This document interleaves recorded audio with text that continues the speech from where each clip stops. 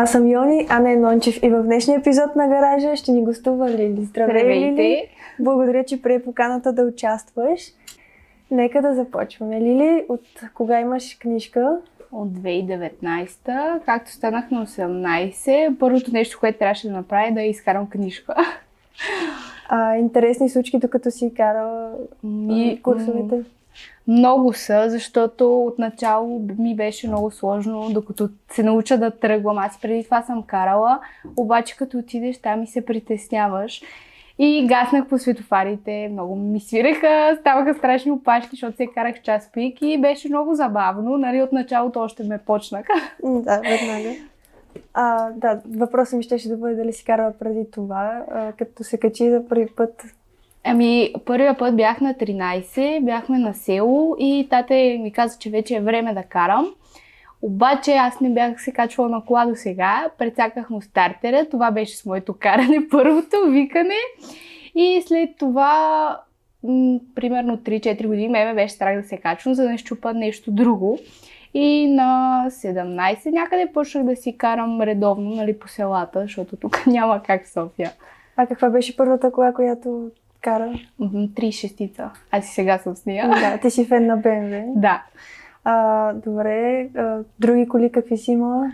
И преживявания с тях? Първата ми кола беше Golf 4 и тя беше моето малко BMW, но както мама казваше, колкото и да кърмя, BMW няма да стане. Но се опитах малко от малко да я направя, да изглежда като BMW.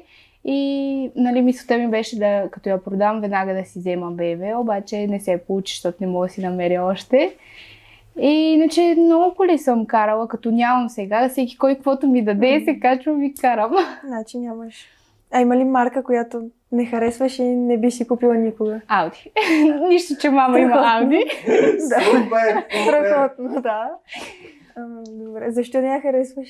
Не знам, просто много се чупят или явно на такива коли сме попадали, но всеки, който и да съм питала, се чупи в сервиза, и повечето жени карат Ауди. Аз не искам да съм като повечето и по-новите са по-хубави, да. Така е, но примерно от старите, както ми харесват старите BMW-та, старо Ауди изобщо не ми харесва, но карам, защото мама има. BMW-та чупи ли се? Аудита се чупят, ама BMW-та? 36-тата за 10 години, ако не бориме, нали, където е ударена да се вкарва, са изменяни само консумативи. Как кажа за втора? За втора. От 10 години имаме колата и втора не влиза, тата не иска да я закара на майстор и аз си карам от първа трета.